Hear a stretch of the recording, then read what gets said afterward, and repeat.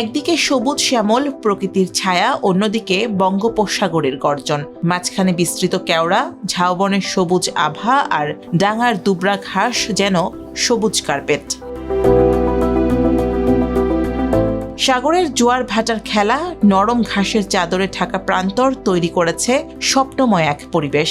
নয়নাভিরাম এই বেলাভূমি বরগুনার তালতলী উপজেলার নিদ্রার চর, যার নামকরণ মূলত তার নির্জনতা ও নীরবতা থেকে এসেছে। পায়রা, বিষখালী ও বলেশ্বর এই তিন নদ নদীর মোহনায় তৈরি হয়েছে প্রায় 2 কিলোমিটার দীর্ঘ এই বেলাভূমি। একদিকে সীমাহীন নীল জলরাশি, অন্যদিকে কেওড়া আর ঝাউবনের স্নিগ্ধ ছায়া। প্রকৃতির এমন মায়াবী মেলবন্ধন সৈকতকে করে তুলেছে আরও মনোমুগ্ধকর। বরগুনার তালতলী উপজেলার নিশানাবাড়িয়া ইউনিয়নে এই সৈকতের অবস্থান। প্রতিদিনই অসংখ্য পর্যটক এখানে ভিড় জমান সূর্যাস্তের রূপ দেখতে, যার প্রতিটি ভাঁজ মন ছুঁয়ে যায় পর্যটকদের। প্রকৃতির একদমই কাছে, এটার ডান পাশে সমুদ্র রয়েছে, যেখান থেকে সূর্য অস্ত দেখা যায়।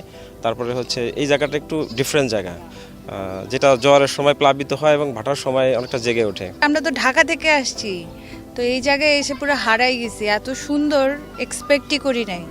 এই জায়গার নাম শুনছি, কিন্তু ইউটিউবেও দেখছিলাম, কিন্তু এখানে এসে যেটা দেখতেছি সেটা একদম অ্যামেজিং, মানে একদম মন্ত্রমুগ্ধ হয়ে গেছি। এটা আসলে নিজের চোখে না দেখে এটা কাউকে আসলে ভাষায় প্রকাশ করা যাবে না, আবার ইউটিউব দেখলেও তারা বুঝতে পারবে না। বর্ষাকালে চরের কিছু অংশ ডুবে গেলেও শীতকালে এই সৈকত হয়ে ওঠে আরও মনোমুগ্ধকর।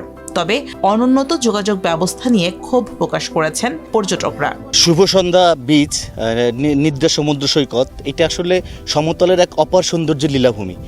স্থানীয় যারা উদ্যোক্তা আছেন তাদেরকে সহযোগিতা করার মাধ্যমে এবং নিরাপত্তা নিশ্চিত করে আপনার পর্যটন সুযোগ সুবিধা বাড়াতে হবে, কিন্তু প্রাকৃতিক যে পরিবেশ তার কোনো পরিবর্তন করা যাবে না। তাহলে আমার মনে হয় যে এটি খুবই জনপ্রিয় হবে এবং দেশি বিদেশি পর্যটকদের আকর্ষণ করতে সক্ষম হবে। এখানে বেসরকারি উদ্যোক্তাদের এই সব জায়গায় যদি কোনো দেওয়া হয়, জায়গা দেওয়া হয়, কাজ করার সুযোগ সুবিধা দেওয়া হয়, তাহলে হয়তোবা এই পর্যটন আরও অনেক দূরে নিয়ে যাওয়া যাবে, যেটা ব্র্যান্ডিংয়ের মাধ্যমে হোক, আর এটা এখানে থাকা খাওয়ার ব্যবস্থা, যোগাযোগ ব্যবস্থা সব ভালো করে এখানে আমরা করতে পারবো। বেসরকারি উদ্যোক্তাদের এখানে আগ্রহ তৈরি করতে হবে। জেলার পর্যটনকে সামনে এগিয়ে নিতে সড়ক সংস্কার কাজ চলমান রয়েছে, জানালেন জেলা প্রশাসক। ভাড়া পর্যটক বন্ধ করার জন্য এবং পর্যটকদেরকে সেখানে আসতে উৎসাহ প্রদান করার জন্য আমরা জেলাকে প্রথমে পক্ষ থেকে এবং উপজেলা প্রশাসনের সেখানে রাস্তা নির্মাণ করার কাজ চলমান আছে এবং সেখানে দর্শনার্থীদের জন্য শীতীয় পানির ব্যবস্থা করা হয়েছে, টয়লেট নির্মাণ করা হয়েছে এবং তাদেরকে বসার জায়গাও চলমান আছে। প্রকৃতি সাগর মিলিয়ে বরগুনার নিদ্রার চর যেন জেগে উঠেছে নতুন এক ভোরের মতো। সরকারি ও বেসরকারি পর্যায়ে সঠিক পরিকল্পনা ও উন্নয়ন কার্যক্রমের মাধ্যমে নিদ্রার চর হয়ে উঠতে পারে দেশের দক্ষিণাঞ্চলের প্রধান পর্যটন কেন্দ্র।